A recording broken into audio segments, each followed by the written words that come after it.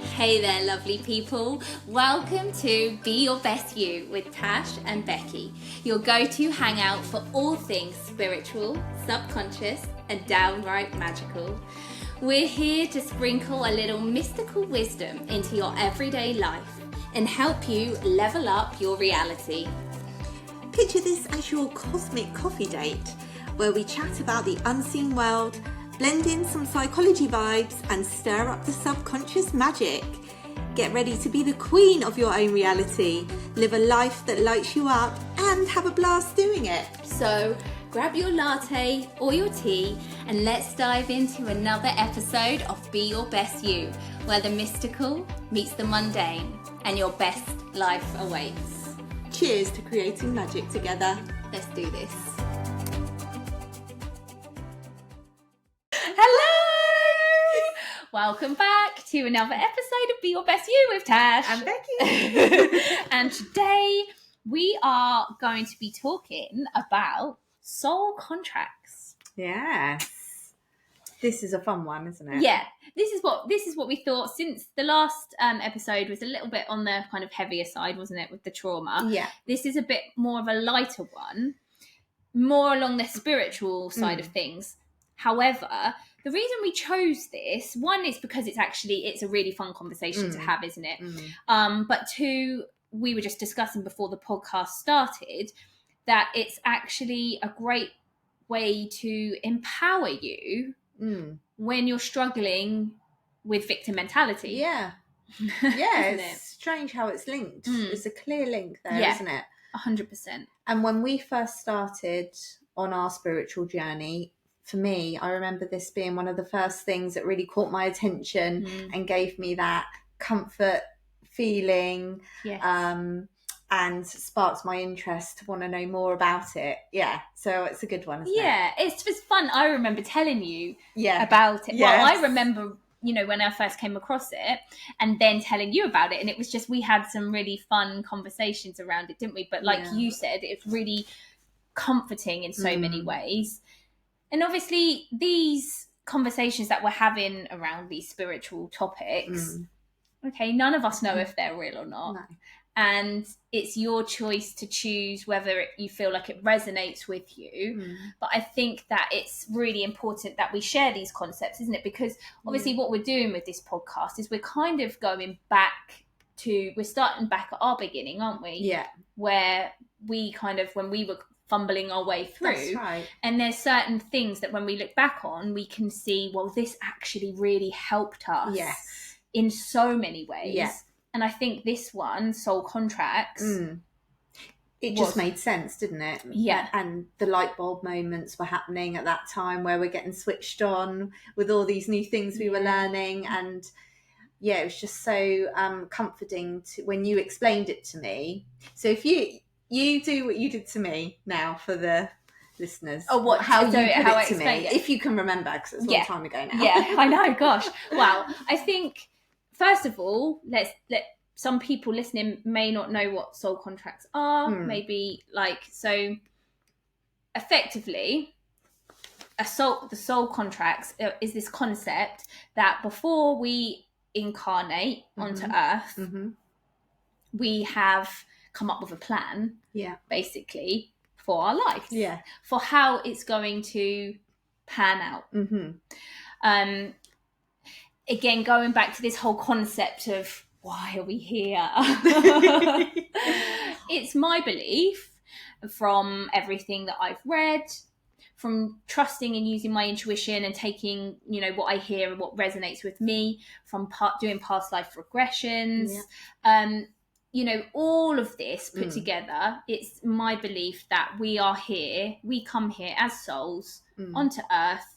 We incarnate to grow, to learn, to experience things, so that we can, expand our consciousness, expand our awareness, and just learn and grow. I think that is effectively what we all are here to do.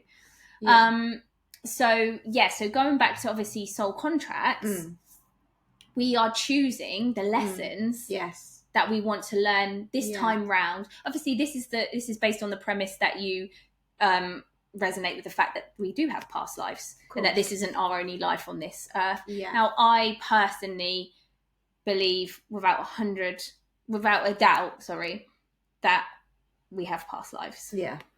I have felt that since I was a child. Shall I just say about Joan? Oh yeah. Oh God, yeah. My mate Joan. Have we spoken about this on the podcast before? No, I don't think so. I don't think we have. If we have, apologies. But from the day I met you, you had Joan of Arc in your sights. You identified with her, would you say? 100%. You loved her, didn't you? Yeah. You were so interested in Joan of Arc. You actually didn't know why. No. And you remember you went to France as well, didn't you? And you stood where she would have stood. It was a whole thing. When you were a teenager. So it's I was not. I was 10. So really young. Yeah, so young. And you just felt this connection with her, didn't you? Yeah, and it started even before that. So I've always had an irrational fear of fire. Yes. Since like toddler. And it's been just really, really irrational, really bad. I wouldn't go out on firework night. I wouldn't hold a sparkler.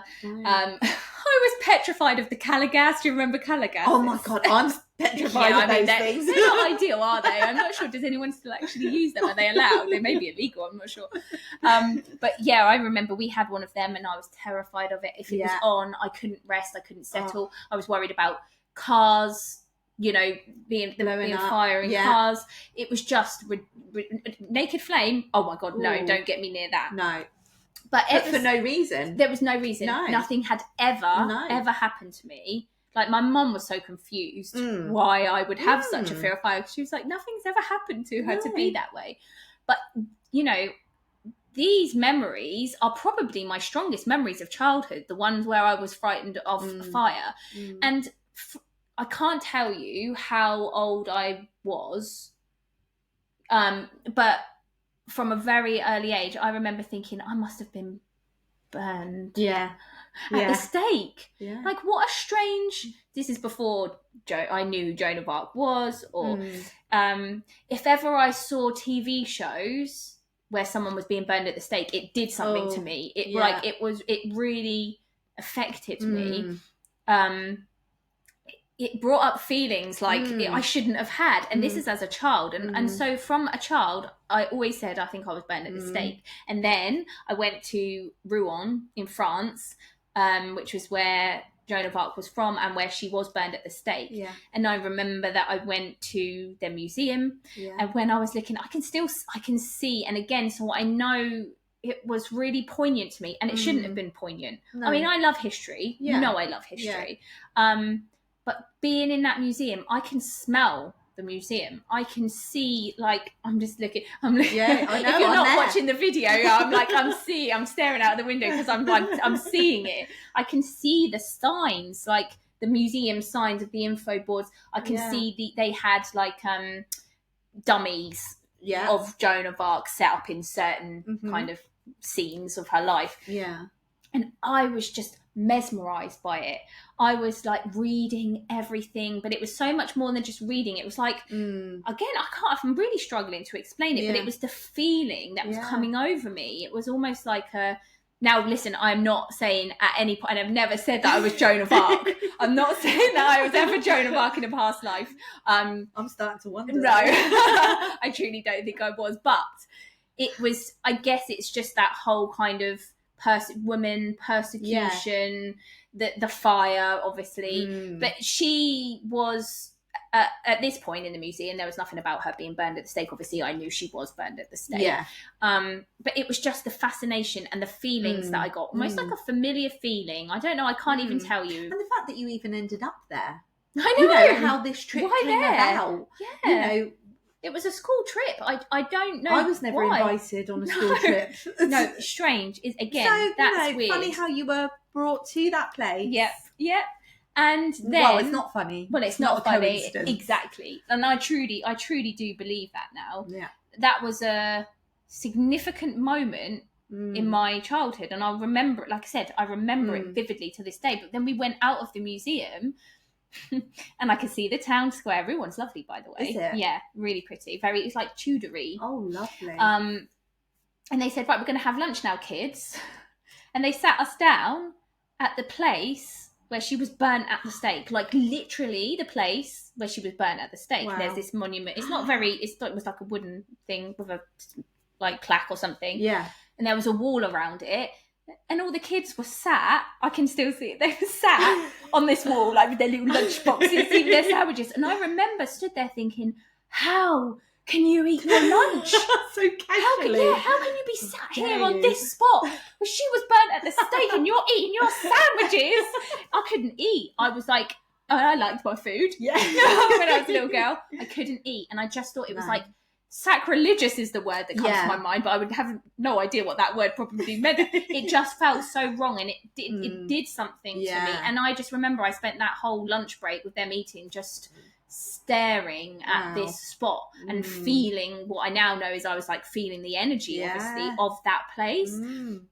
And then from then on, that was a big thing for me. But from then on, this like irrational fear of fire continued even into my teenage adult years. I mean, it wasn't until actually I learned hypnotherapy that I really, really combated my fear of fire. I don't like it. No. I'm not a massive fan of it, but I will light a fire in my house now. I'm so proud of myself. I know, that's a huge step. It's massive. I would never have done that. No. I couldn't even light a match. I couldn't spark a lighter. But even now, I have to have the big, long gas lighters. I won't use a normal kind of like standard lighter. But yeah, I can, I wouldn't light a fire if Chris wasn't in the house. I wouldn't have a fire. But now, now I can. Anyway, but yeah, like watching these kind of people being burned at the stake in TV shows still gets me. Like I can't not.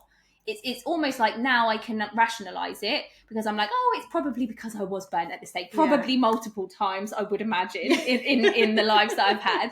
But I still get those feelings. Yeah. And then obviously for another time with all the stuff that comes up with Joan of Arc for me now is hilarious. I mean, we've got some hilarious stories about that. She is everywhere. She is everywhere. I love her.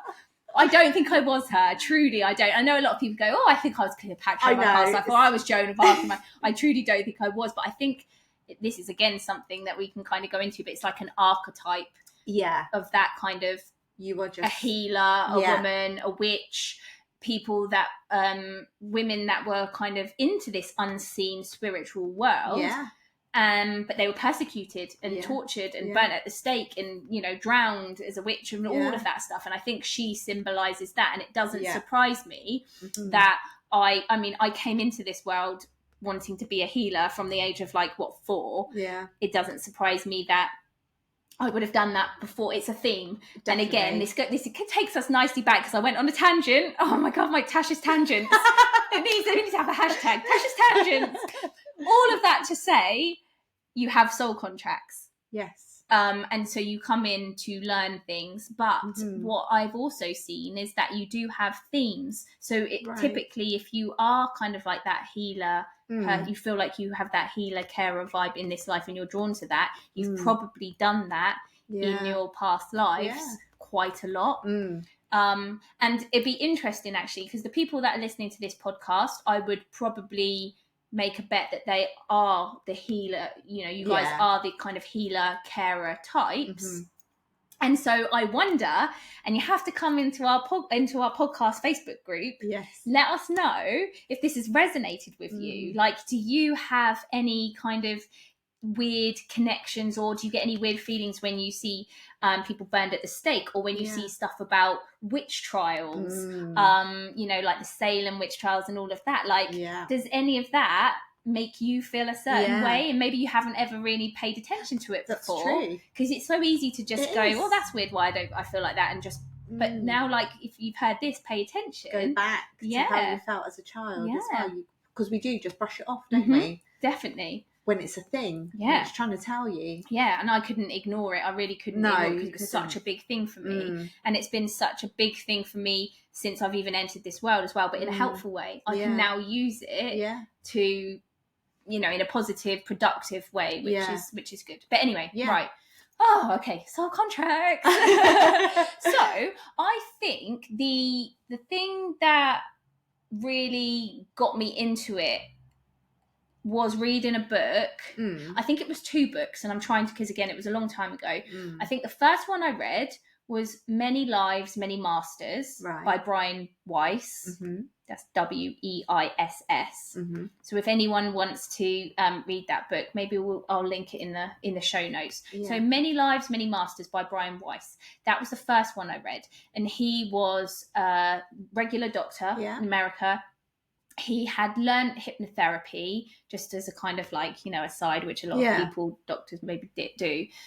He had this client who she had some real, I think he was a psychologist or something like that, psychiatrist, and she had some real problems around anxiety. I won't go into it, but he was struggling with her. So he thought, I'll just use some hypnotherapy on her, try and help her. And she, completely out of the blue, went back and regressed into a past life. And he was a bit taken by surprise, because he'd never dealt with it before. He didn't know what he was doing, but he played along with it. And she had incredible changes. But then something came through her while she was in this state of hypnosis in these past lives. And it was like these, I can't remember what they were called, like this group of this collective of beings that came through and started telling him loads of information about what the human soul's here to do, etc., etc. So that was kind of my introduction to it. But then it led me to reading the book that really was what kind of showed me everything, enlightened me around the area of soul contracts, and that was Journey of Souls by Michael Newton. And he actually came up with a hypnosis technique called Life Between Lives. And that was where he specifically regresses people not into a past life, but the part of life that is between the lives. Which is this place where you supposedly, again, I'm saying this because obviously I don't know if this is true, and none of us can truly prove that it's true. However, the reason I liked this book was because, again, he was a doctor. He decided to go, he was like called into, by a series of coincidences, called into hypnotherapy, and accidentally found that people were slipping into this place between lives. And he did thousands and thousands and thousands of these regressions, and everyone was saying the same things. These are people that were not spiritual, didn't have any knowledge of anything, never spoken to people who'd had it, and the same things were coming up over and over again. And it's like, oh my God, if there's anything in any other subject, if something kept happening and people were saying the same thing over and over, you would just go, well, yeah, of course that's real. That's it.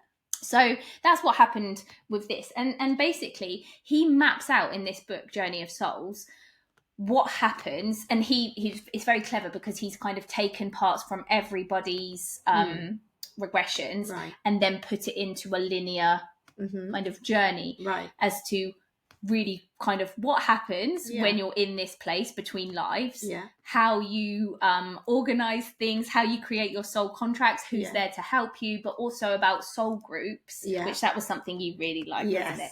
And like the setup of how, we all stay in these soul groups. We choose to incarnate with a particular group of souls in all of our lifetimes, and that doesn't mean that you come down in every single lifetime together, but for the most part, again, if we go back to this, the whole reason we incarnate is because we want to learn and grow. You tend to be on the same level as this group, as your soul family. We're all, because there's like young souls, old souls, whatever, depending on how long you've been incarnating on earth and what lessons you've learned. And I think this is like really helpful to, again, understand and have compassion for those people on the earth right now who are behaving less than ideal, if that makes sense. And maybe triggering you in some way. That's a good, like, you can indication, isn't it? Yes. Like, oh, this person's triggering me, and you've got me to think, well, why? Let's write some things down. What's that doing to you? So they've been sent here to trigger me, probably. Yes. So I can learn from that. Oh, 100%. But I think, but that's separate to, so that people in your actual soul group could, will be doing that for you. But I mean, in terms of people around the world who, like, let's talk about when for example, really, really kind of backwardly racist people. You know, when you just look at these people and you think, how can you be so small-minded? You know, race is just one, but about anything, you know, people who are just very, very selfish and emotionally immature. And I don't just mean like we can all be emotionally immature, but I just mean those people that you look and think they're outrageous. And I don't necessarily mean people around you in your family or that you know, but just out there in the world. Like you look at some, you know, places, I don't know, we're in the UK. I think of like in America, there are some places where they are really kind of, well, I suppose it might be the religious places. I think people that are very, very like into religion in that really kind of almost, what's the word? Like indoctrinated. Yes, that kind of way where they can't see They're not anything expanding, else. are they? Yes, it's just like what that. Been in my opinion, and I'm sure I've heard this, like other people say the same thing as before, it's like because they haven't had as much experience in the world, and so therefore they aren't as open to accepting others because they're still learning. Like that's why we're coming down to earth, and it's actually really humbling as well, because you can think, I was like that once. You know, there's probably lifetimes where I was awfully racist, or you know, I was so heavily indoctrinated in religion that I would murder and kill people for. I'm not saying people do that now, but do you know what I mean? Like there will have been times in lives where you've been through that and you've learnt your lessons because it's part of your soul contract, and then you can go on and now be a person who is a lot more open and accepting to everyone and more focused on love. And you know, like you think of the dictators of the world and stuff, maybe they are younger souls. Do you know what I mean? Anyway, that was kind of another aside, but I think that it's worth saying. Helpful, isn't it? Because it makes sense, because how often do you look at people on the news, you know, or whatever, and you just can't fathom how these people can behave in these certain ways. But that, like you said, it gives you a bit more compassion, you know what I mean? Like you don't condone anything that they're doing, but you can see it sort of gives you a reason in your head as to why these people might act a certain way, whereas before you just can't fathom how on earth this can be. Exactly. And I think that's the whole point of understanding these spiritual concepts and finding, you know, expanding your consciousness to see the world in a different way. It's all about helping you get through life in a more positive, hopeful way. That's how I've found it useful. It started with losing my mum, you know, and these spiritual concepts helped me be able to move past and heal from my mum's death. Because it helped me. But then in doing that, I also found that these concepts could help me in my life in general. You know, it would help me grow. It would help me be more confident. It's helped me in every area. It's helped me be more compassionate, more understanding for myself, for others. It's just only been a good thing. And again, like many people could argue you and say, well, it's a load of crap. You know, you don't know if it's true. I don't care. I don't care, because for me, it's a way of making sense of the world that makes me feel good. That's right. And more in control, because you can understand. I mean, and look how far we've come as well. So, for example, when we used to go on our walks before we got into the spiritual stuff, and someone would annoy us, or, you know, not move out of our way, or be rude to us, and then me especially would still be raging about it the next day. And yet now, when we walk around our woods and someone might be, I don't know, whatever, they might be rude or, you know, make a comment or whatever, anything like that, we laugh, don't we? We have a little chuckle, and then we say, oh, bye-bye. And we send you love. We send you love, which I could never have imagined doing when before we got onto all this. I was not sending love. I was plotting. You were plotting, and I was thinking, I don't want to send them love. What do I send them love for? They've annoyed me. They've just been rude. And I was like, oh, Tat, when you started telling me to send love, I'm like, oh my God, I don't know if I can get on board with this. And yet now, fast forward, And, you know, we're sprinkling in love all over the place, and it doesn't matter how rude they are to us, It really does it? doesn't. It's funny. And again, they don't, those people that walk by and were rude to us or whatever, they don't care whether we are grumpy for the rest of the day or whether we're happy. Like, it makes no difference to them. We're only hurting ourselves. Exactly. That's been a big thing, yes. I think. Yeah. Because now our walks are always so pleasant and like... And don't we find, like, because we're on that, we are attracting lovely people towards us as well. I mean, I can't remember the last time we came across somebody who was rude or grumpy or whatever. Can you? No, I can't. It just doesn't happen now. It really doesn't happen. I think really because it's a little bit like that kill them with kindness thing, isn't it? It's like if you walk along the road with a big smile on your face and you shout out good morning, it's very hard to be rude to that person. 100%. And that's what we're doing now. Yeah, exactly. It works. Again, this is why I was so, you know, passionate about talking about this spiritual side of life, rather than just obviously the psychology and the subconscious part of the you know, the mindset work that I do. It is so tightly interwoven with the spiritual stuff.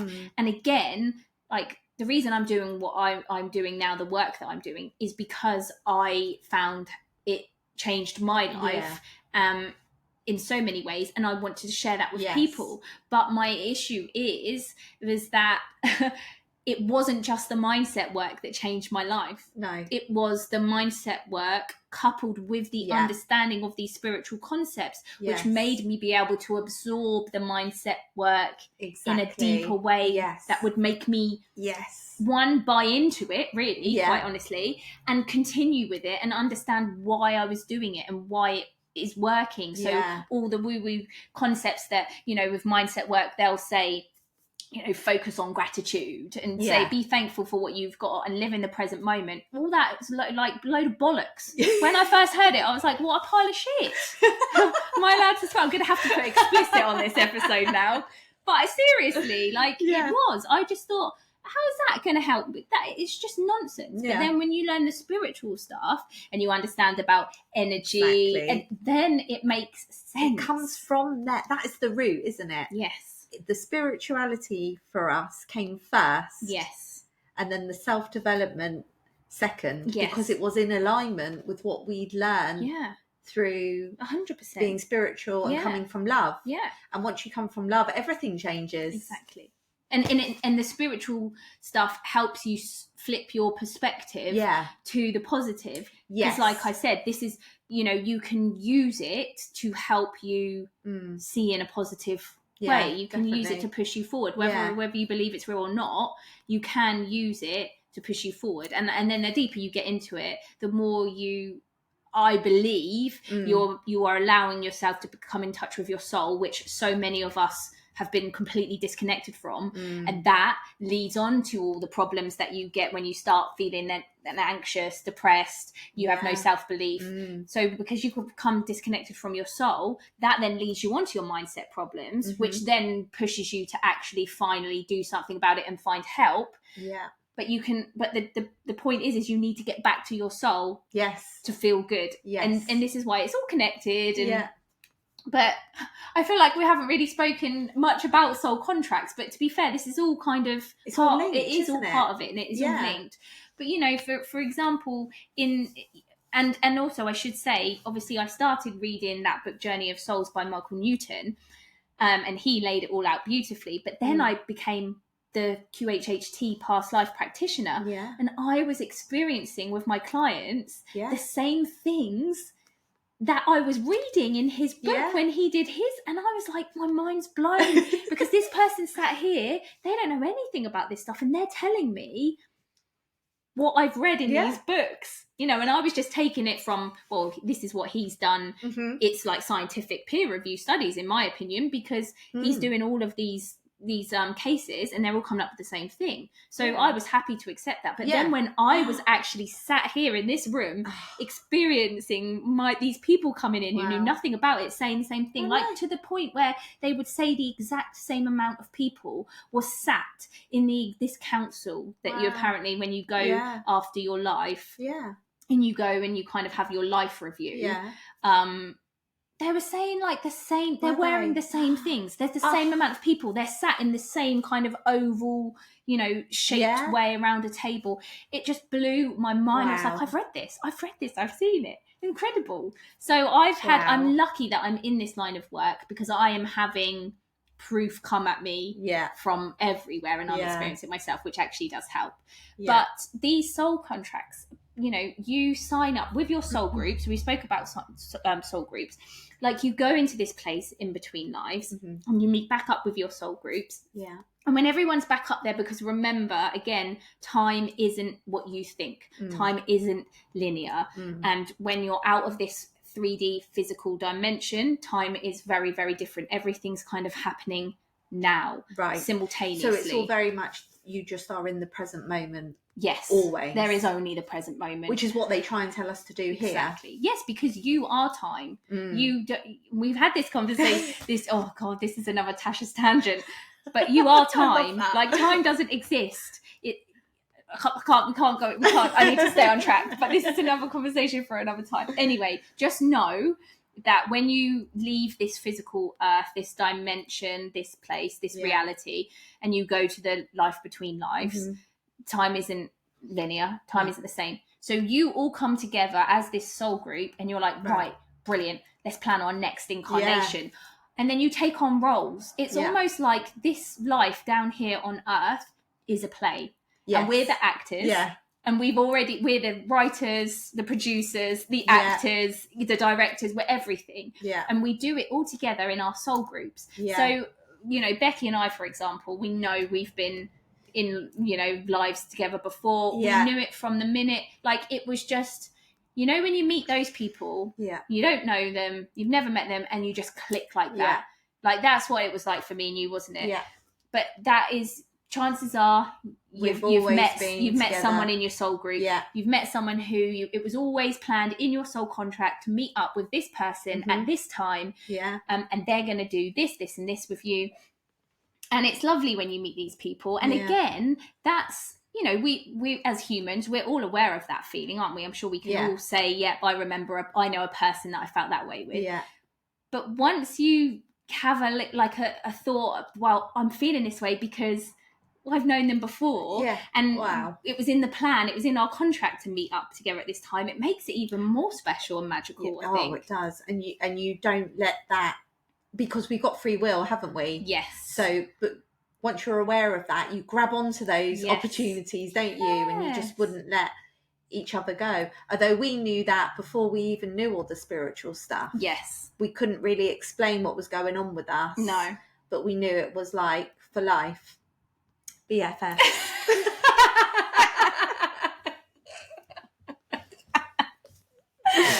Yeah, it's true though, and this is what happens. But don't be fooled. The people in your soul group could be those people around you that trigger you the most, that have potentially done awful things to you. And this is why actually we wanted to talk about soul contracts, isn't it? And how we talk about victim mentality. Yeah. So when you're up in this planning place and people are saying, I'll take on this role and I'll take on this role, you know, you might have said, I really want to learn how to forgive. Yeah. And then someone who you love so much will say, I will show you to do that. Yeah. And I will. Oh, I've got chills. No, I've just got goosebumps. You've just given me chills. And they'll say, I love you that much. I will come down and I will, and trigger warning. Yeah. You know, here, I'll abuse you. Yeah. I know that this could be really difficult and triggering for some people to hear, and that's okay. If that is triggering for you, that's fine. Just disregard what we're saying here. But you know, and it might not be as kind of, you know, full on as that. It might just be, I'm going to come and I'm just going to be like a narcissist. I'm going to be abusive to you, emotionally abusive to you in that way. Yeah. But they are doing that for you so that you can learn the lesson of forgiveness. Yeah. And this is sometimes where karma comes into play. Right. And, you know, say, for example, in the past, in a previous life, that soul had been an abuser and he then wanted to. It's all about balance. I think. Right. I think sometimes karma's like. I mean, everyone has their own opinions of karma, and Yeah. again, I think that's fine. Yeah. My opinion, and what feels right to me is that karma is more of a balance. That makes sense. It's like everything in this world is about balance, isn't it? So if you do one thing, you have to then do something else to rebalance the scales. Yeah. So if someone in a previous life has said, right, well, I was a violent person and I murdered someone, potentially in another life, they are then going to have to either be someone who was murdered, Right. or it might be something different, like, they get, someone tries to murder them, but then they have to get really badly injured and they become disabled, and then they have to, do you know what I mean? There's loads of other ways that you can rebalance those scales. But again, it's about learning your lessons. He learned what it was like to be that person that murdered someone, and now he needs to learn what it's like to be on the other end. Maybe their daughter in the next life is murdered, and so they have to learn what it feels like to deal with that. Do you know what I mean? This is all, it doesn't have to be, an eye for an eye. No, it's just about rebalancing, learning the lessons at the end of the day, with the main aim, I believe, to become this enlightened soul that is just pure love and has absolute and ultimate compassion, empathy, and just pure, just pure love. And I think that's what we're potentially all working towards. But you have to learn all these lessons. I mean, think about it. When you've in this life, can you think of when you've done something that is considered, and I'm doing inverted commas here if you're not watching the video, bad or wrong, something that's hurt someone else, like whether it's big or small. So if you can think back now to a time in your life when you've done something like that, think about what you've learned from doing that bad thing. You know, if you're not a psychopath, it reframes it completely, doesn't it? If you're not a psychopath, you are going to have come out of that experience and thought, oh my gosh, regret, I'm never going to do that again. guilt. I have learnt my lesson. I understand what I did and how I caused pain to that person, and I'll never do that again. Great lesson. And it's made you a better person. 100%. And this is the concept, you think, on a bigger scale, of why we continue to reincarnate, and why we have these soul contracts where we all is so intricately weave together, where we'll say, well, I'm going to do that for you, and then you're going to do that for me, and because I had that past life, I need to do this. Okay, so I'll step in and I'll do that, and I'm going to come in right at this time to trigger you into doing this with your life, because your ultimate purpose is to achieve this and to do this and to learn these lessons. Again, another thing that I have learned and experienced from doing past life regressions is that we tend to incarnate with these cycles of lessons that can't necessarily be learned in one life. Sometimes these lessons need to be learned over multiple lives. And so that's another part of your soul contract. And this is why I see a lot of these cycles of these past lives where they've been trying to do it for a long time. And then when we have the whole point of having these QHHT sessions, these past life sessions, is that we can help them learn the lesson and break the cycle. And so they don't ever have to come back down and have that lesson again. I've had so many clients have these QHHT sessions where we've finally broken that pattern of that's happened to them life after life after life. Wow. Like, what an incredible thing. Like, amazing. You don't have to do that anymore. You're done. Tick. So that's, so there's that. And also, you mentioned it earlier, we then have free will. Yes. So, you have all these contracts and all these soul contracts, and I've read as well, and I've heard, and again experienced in my past life regression sessions, some souls take on too much. They're like, up there everything's great, everything's crazy, we're like, yeah, I can do that, I'll go down, it'll be fine, chuck it all at me. Go on, I'm going to do that, and they're like, this council will say, are you sure you don't want to take on? No, I'm going to do it, and then they get down to earth and they're like, shit, that was hard, I've taken on too much. So this can happen as well, but you've got free will. So you have this soul contract where you've got these things planned out, and remember, it's not just about you. You're part of this intricate web of your soul group and soul family that are coming in, and you are affecting them and they are affecting you. And you have, again, won't go into it, and if you're going to read the book you'll see, but we also put strategic things in our lives, right, like check-in points. Yeah. So do you remember I told you about the necklace? It's Yes. like, so like one soul in this book, they had put it in their soul contract that this lady was going to give him this silver necklace, and that was going to spark something in him that would propel him onto the course that he was supposed to be for his life as part of his contract. Right. And when you have these moments, is it a bit like, also you could have the deja vu experience? Could that be a check-in? I think yes. Again, we don't know. No. But from seeing all of this stuff, why do we have it? There must be a reason. I think so. And I think deja vu, in my personal opinion, that's what it is. It's like you're on the right path. Check. This is a checkpoint. You're on the right path. Yes. And we've had, when I told you about that story with the necklace, I can't even now think off the top of my head, and I want to keep the conversation moving, but we've remembered things that have happened in our lives where something significant happened and it's been like, well, I say significant, it's not significant. It's very insignificant. But you retain it. Yes. A bit like the Joan of Arc thing that I just said. Yeah. That was, to anyone else, that would be very insignificant. Yeah. Going to a place, you know, where someone was burnt at the stake in the museum. But for me, that was a little ding. Yes. Which I constantly have, since I've grown up, referred back to that. And it's actually proved to be really important as I've got into this kind of part of my life. But we have many of these points. Yeah. And you know, when someone says something to you as well, and you aren't really attached to it, but I would say maybe your soul absorbs it, and then in the future it just stays there, you retain it, and then it comes out and it all makes sense why you've retained this piece of information even though you were so unattached to it at the time. Yes. And I'm so forgetful, so when I remember something like that, I'm like, how did I remember what that lady said, 5 years ago? Why did that stay with me?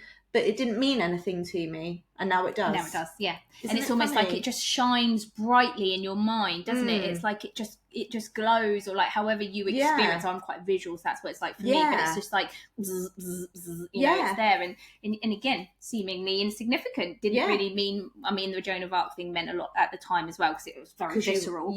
But you know, there are other things like that, like you said, that you just think, that was weird, but why do I remember it? And I truly believe you absorb it, isn't it? It goes somewhere else. You said it's like it's talking to your soul. That's it's right. not in your brain. Yes, it's in your soul. Yes, that's the only way I can imagine.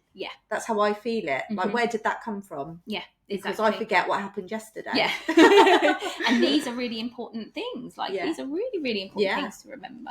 I'm just trying to think if there's anything else that's worth saying about soul contract. I think that's like kind of the main outline of soul contracts. Basically, you come in, you have a plan in between lives. You have a plan, and it's not just you. It's your soul group, your soul family.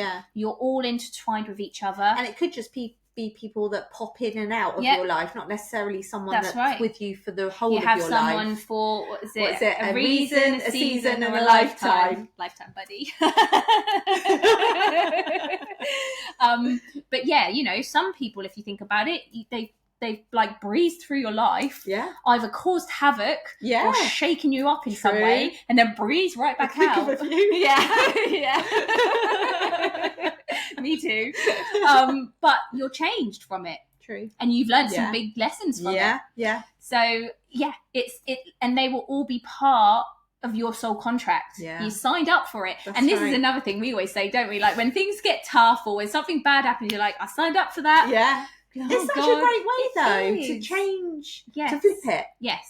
And become detached from it. So it's not hurting you. No. And you can think, like you'll say to me, won't you, if I say something has upset me, like, well, let's get to the root of this. Why has this upset you? And you can detach from it, and it just makes life so much nicer. Again, it's all about helping and you get feel like through life. You're checking off that list, like you said. And you feel like you're winning at life, and actually not too much can bring you down. But, we're all allowed to be sad, aren't we? And grieve and all of that. But when it's time, that's such a useful way to look at your life and view the world and move on and let go. Yeah. And if you can't let go and move on, you're the only one that's suffering. Exactly. And you're not, again, thinking back to your soul contract, you're potentially stopping yourself from achieving this. I like to think of it as like this list of lessons that you want to like tick off. You don't want to get over to the other side and go, oh god damn it, I'm gonna have to come back again and do that one again. I always think that. I'm like, I need to learn this lesson, I need to get it ticked off, because I don't want to come back and do it again. That's right. And they say, don't they, that Earth is the hardest place for a soul to come. So I think we're all really brave, and we're all really so tough for being here. Oh yeah, like I want to clap to everyone for being here on Earth right now, because it is the hardest school. It's the most difficult school, and apparently, you know, there's people like clambering to get down to Earth for an experience on Earth. So you're very, very lucky. Put it that way. So just be grateful. Exactly. But again, the reason that we wanted to talk about soul contracts, it's an interesting conversation, and you'll have to let us know. Did you find it interesting? Did you find it a bit too out there? Is there another way of looking at it? But that resonates with us, doesn't it? Absolutely. And again, like we say with all of these episodes, if it resonates with you, great. If it doesn't, you don't have to take it. Just leave it, and you can just put that one to the side. That's right. This is all about finding, like, listening to yourself. And when you hear something, it's a real important skill to develop in your intuition. When you hear something, just let it flow through you and think, does this make me feel good? Does this feel good to me? Or am I just like, no, like this is boring, or it's just not giving me the feels? Like, because your conscious mind might want to say, oh, this is nonsense, but ignore that and notice how it feels in your body. And if it feels good in your body and you feel interested, then that's your soul coming through and saying, this makes sense to you, take it. But again, if it doesn't make sense to you, that's fine. Throw it away and find something that does make sense to you. Because the whole reason we're doing this is to try and help you make sense of your life and live your life in a positive, hopeful way, you know, that pushes you forward to grow and to find happiness in every area of your life, rather than feeling a victim to everything that gets chucked at you. Because like we said, Earth's a tough place, and sometimes you're going to get chucked a load of crap. But remember, you signed up for it. So just take it on the chin and keep going, and know that you're ticking off those lessons. You know, so like true. The good schoolgirl in me loves it when I tick off a lesson, you know. But remember, again, you have free will, and so, you know, nothing is ever written in stone. No. Your soul contract is what you as a soul wanted to achieve on this earth. But you as a human have complete free will to do whatever you want. So you don't have to feel like, well, this is my destiny, this is what you know, it's not about that at all. So you are in control at all points, and this is where free will can be really great or really bad, because your free will, okay, great, you can go and, you know, do even better than you thought you would on your soul contract. But also free will can mean that you don't do any of your lessons and you just go through life feeling like a victim, feeling like the world is just shitting on you and not doing anything about it. And either way, you can choose either way. But if you want to tick off those lessons, and if you don't want to come back to Earth and do it again, and believe me, I've done too many past life regressions where people continue to come back and back and back with the same lesson. Like, and what I'll leave you with today, I think, which will be quite interesting, is just, once you finish listening to this, just sit down just for a minute and just think about what cycle keeps repeating in your life over and over again. Is there a theme that you have found that keeps repeating since maybe childhood, since teenage years, up until now? And it doesn't have to be the same topic, like the same thing, you know, for example, just being treated badly in relationships over and over again.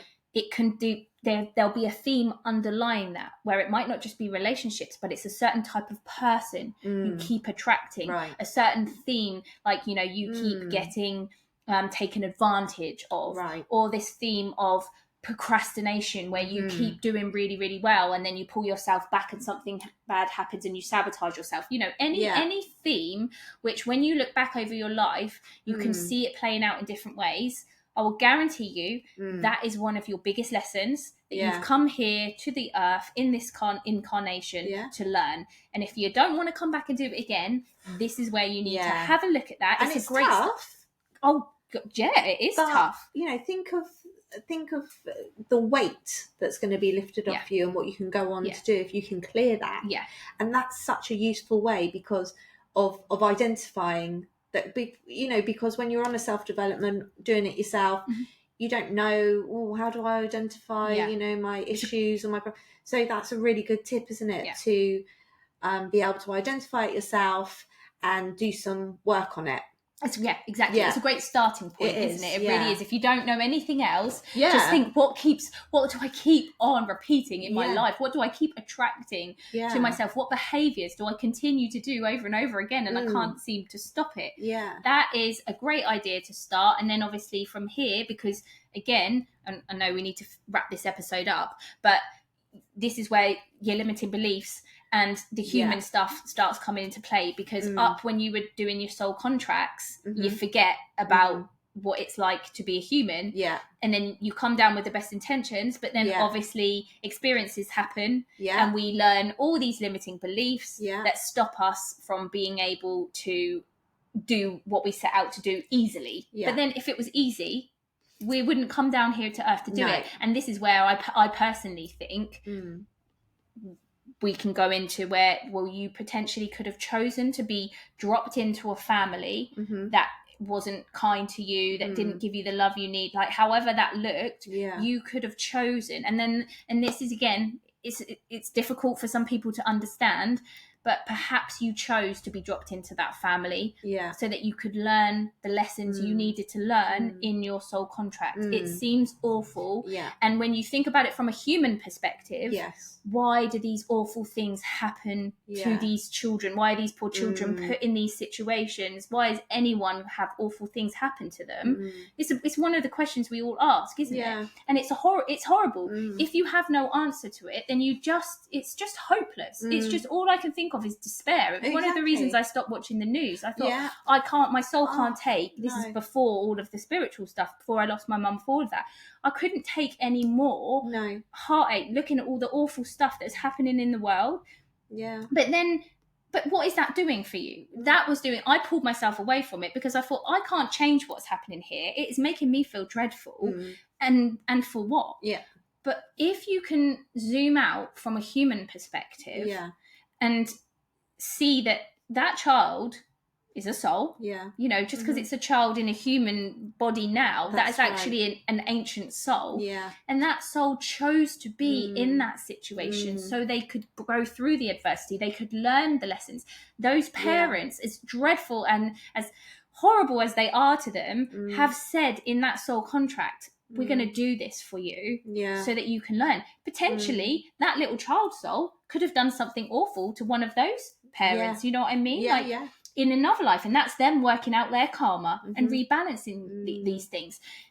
Again, I'm saying you could be sat there thinking, well, you know, you don't know this. No, I don't know it. But I choose, for me, who I have a soft heart, I have a soft soul, I choose to see it that way, to believe that that's true, because it's empowering, because it helps you to step out of victim mentality, and it gives you control. Like when you think about that, you know, if you're in a difficult situation now, which is an awful situation, and by the way, I'm not taking anything away from that at all, but if you are in a difficult situation now, you could choose to think, right, okay, I've chosen, as outrageous as that might be, or maybe you've been in a difficult situation and you're out of it, so you're a bit more detached, it's easier to look back on, but I chose to be here to learn a lesson, and I can do this and I can get out of it. It's not like the world's against me and I'm just destined to live this life of awfulness and misery. No, I'm going to learn a lesson, so now I'm going to do it. I am in control. I have the power. It's empowering to push you forward. And there's been plenty of things that's happened to me in my life where I've had that view naturally. I didn't understand. I didn't have all this understanding. But I would always think, well, I can choose to, you know, think that the world is awful and just succumb to the difficulties, or I can choose to say I can control this and I can get out of this, I can grow from this, and I'm not, I refuse to be stuck in this situation. I refuse to let this dictate my life, you know. And it's a choice. It is. It's not easy, no, and there's lots of There's lots of difficult feelings around this conversation, Yeah. but personally, I feel like I want to share it and I want to say it, and some people might not agree with it, Mm-hmm. and that's okay. Yeah. But there might be some people, even if just one person heard that and thought, yes, Yeah. I'm going to use that and I'm going to get myself out of this situation, then I'm happy. Yeah. I'm happy to have upset everybody else if I can help that one person. Yeah. You know, and again, this is my Joan of Arc coming in. I would have been persecuted and burned at the stake for saying this, and I refuse to be scared to say these things anymore. So thank you, Joan. Oh, I love how we turn that back to Joan. Yes. She's always there. She's always Joan. there. So on that note, I think we'll wrap this episode up. Yeah, amazing. Love you, Joan. Yeah. So thank you, everyone, for listening to the podcast. As always, I feel like I should mention, because I don't think we've mentioned before, if you want to watch the video of this, you can head on over to YouTube and see us have a chat. But that's totally up to you. That's your choice. But you can find us on Be Your Best You with Becky and Tash on YouTube. If you haven't already, come over and join us on the Facebook group. Yes. We're having lots of conversations over there. And, you know, we love to hear your opinions. Yeah. Like, this is quite it's quite an interesting topic, and I'd really, really love to hear how this has landed with you guys. But how many people resonate with the way we... And by the way, totally okay if you come on and say, "Oh no, that didn't do anything for me. Like, I don't agree with it." It can be a very individual thing. Yeah, and I love having conversations like that. Yeah. Honestly, I really do. So come on over, join us there. That would be brilliant. Yeah. And if you haven't already, make sure you follow the show so that you get updated with all our episodes as they're being released. And we would be so grateful if you could do a review or rate the show depending on what platform you listen on, so that we can push ourselves out there and get heard by more people. Don't forget to tell your friends if you think they would like it. And you're so good at this. I'm used to it now. This is like, what episode is this? 7, I think. Yeah.